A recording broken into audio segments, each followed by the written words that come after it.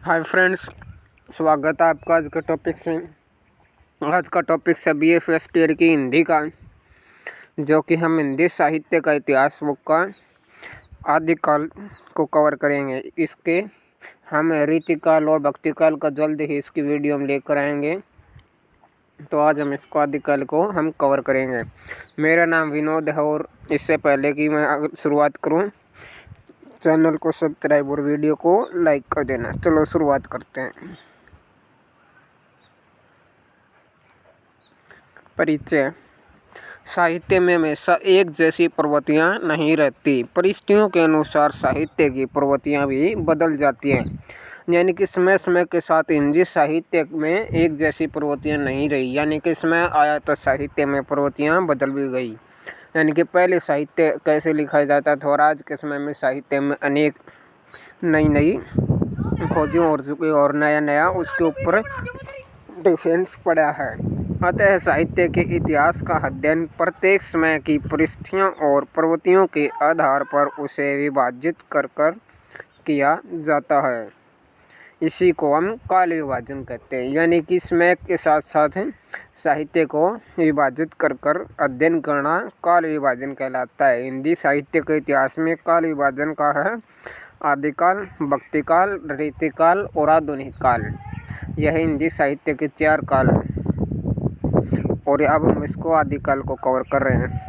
हिंदी साहित्य का सर्वप्रथम प्रमाणित और व्यवस्थित इतिहास प्रस्तुत करने का श्रेय आचार्य रामचंद्र शुक्ल को जाता है। उन्होंने हिंदी साहित्य के इतिहास को 4 कालों में इस प्रकार विभाजित किया है। वीरगाथा काल, इसका समय 1993 से लेकर 1318 ईस्वी पूर्व तक। और इसके बाद है भक्तिकाल। ये वीरगाथा काल आदिकाल था और इसके बाद में आता है भक्तिकाल, यानी कि पूर्व मध्य काल जिसे हम कहते हैं। यह था 1318 ईस्वी से लेकर 1643 ईस्वी तक। और उसके बाद आता है उत्तर मध्य काल, जिसे हम रीतिकाल कहते हैं। इसका समय था 1643 से लेकर 1843 ईस्वी तक। और उसके बाद आधुनिक काल आता है, जिसे हम गद्य काल विधाएं जिसमें लिखी जाती हैं, जिसे आधुनिक काल भी कहा जाता था। यानी कि इसमें गद्य और कविताएं, कहानियाँ लिखी जाने लगी। इसका समय था 1843 से लेकर अब तक। यानी कि अब तक जो कहानियाँ, उपन्यास आदि जो लिखे जाते हैं वो गद्य की विधाओं के अंतर्गत ही लिखे जाते हैं, जिसे आधुनिक काल कहते हैं हम। आधुनिक काल को उन्होंने गद्य काल भी कहा है। यानी कि जो आचार्य रामचंद्र शुक्ल ने आधुनिक काल को गद्य काल भी कहा है, क्योंकि इसमें विद्या की दृष्टि से गद्य की प्रमुखता है। यानी कि मैंने बताया कि गद्य विधाओं में कहानियाँ, उपन्यास आदि इसमें काल में लिखे जाने लगे। आधुनिक काल में बड़ी बड़ी गद्य विधाएँ लिखी जाने लगी। इस प्रकार का विभाजन इस काल की रचनाओं की विशेष बहुप्रचलित प्रवृत्तियों के अनुसार ही किया गया है, परंतु इसका अर्थ यह नहीं है कि किस काल में अन्य प्रकार की रचनाएं होती नहीं थी। यानी कि उसमें अन्य रचनाएं तो थी, परंतु इसमें गद्य रचनाओं की प्रधानता ज़्यादा है, इसलिए इसे गद्य काल का नाम दिया गया।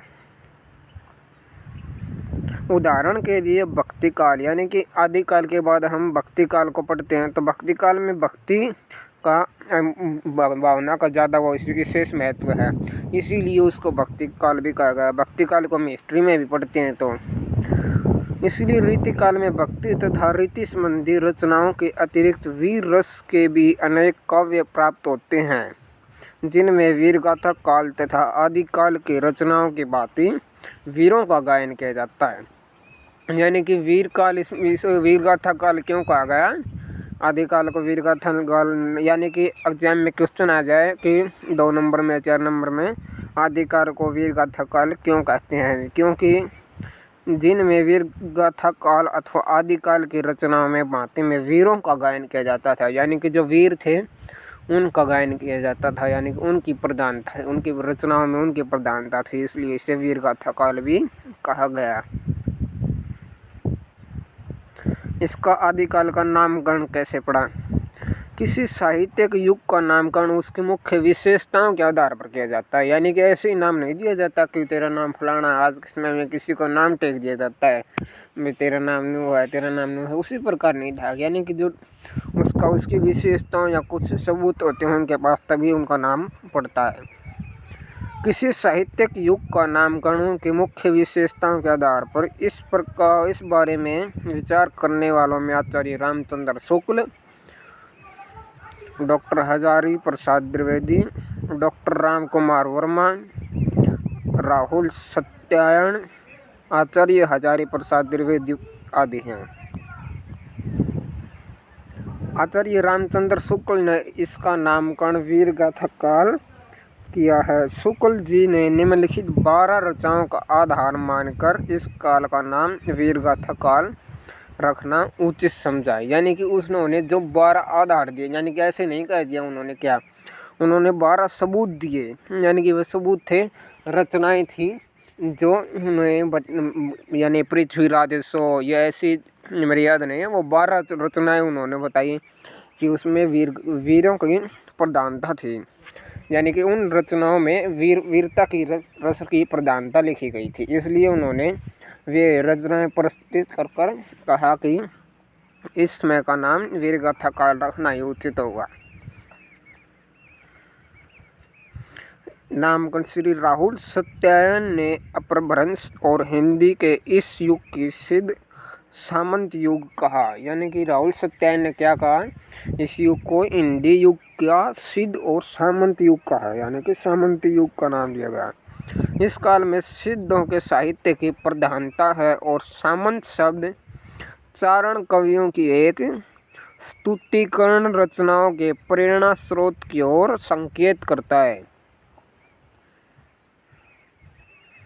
आदिकाल की परिस्थितियाँ, यानी कि आदिकाल के समय परिस्थितियाँ क्या थी, समाज की राजनीतिक परिस्थितियों का अर्थ होता है कि यानी कि उसमें के हालात कैसे थे। यानी कि आदिकाल था, मान लीजिए जिस टाइम में, उसमें हालात कैसे थे, राजनीतिक हालात, राजनीतिक परिस्थितियों को हम कवर करेंगे। उत्तर भारत में हर्षवर्धन का विशाल साम्राज्य उनकी मृत्यु के बाद विघटित हो गया था।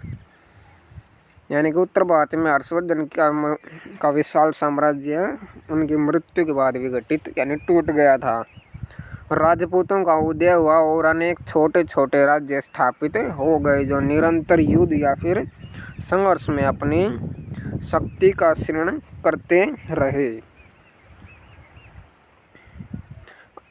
आदिकाल की राजनीतिक परिस्थितियों का एक और काम करें।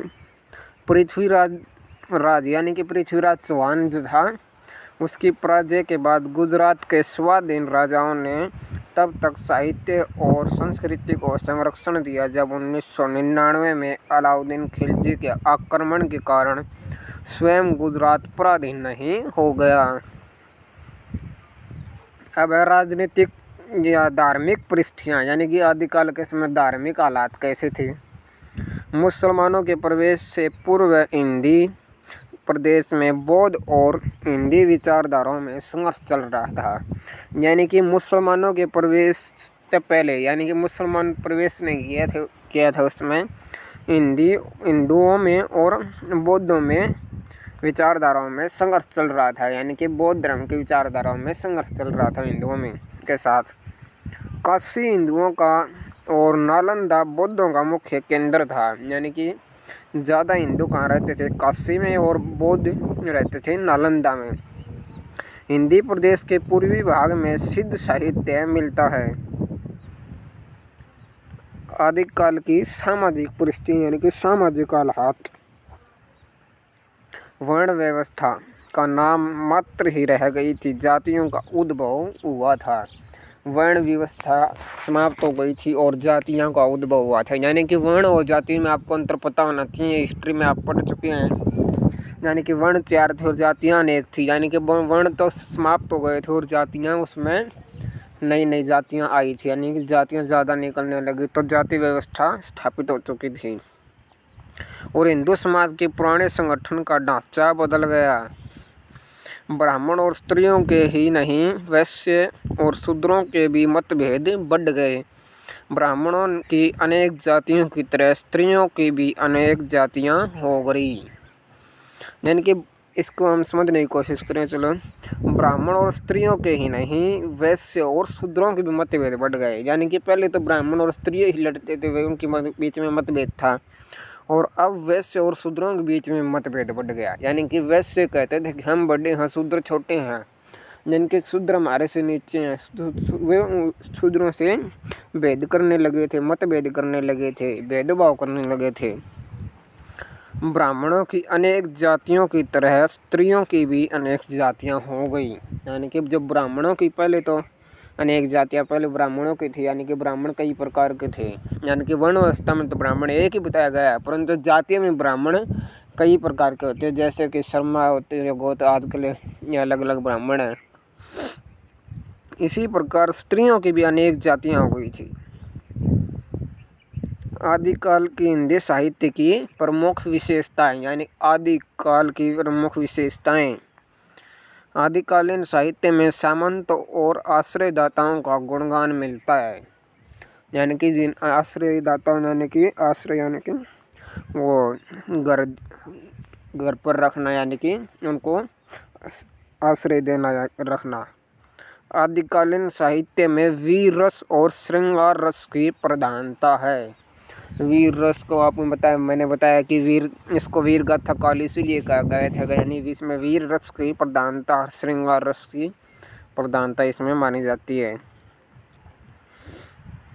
आदिकालीन साहित्य में सामंताओं का गुणगान मिलता है, वीर रस की प्रधानता। इस काल की अधिकांश रचनाएं अप्रमाणिक तथा फिर अर्ध प्रमाणिक है। यानी कि इस काल में जो रचनाएं लिखी गई थी ना, वो अप्रमाणित है, यानी कि उनका कोई आधार नहीं है, उनका कोई सबूत नहीं है। यानी ये रचना है, ये उसने लिखी, पक्की उसने लिखी, भाई कोई सबूत, फिक्स सबूत नहीं दिया जा सकता।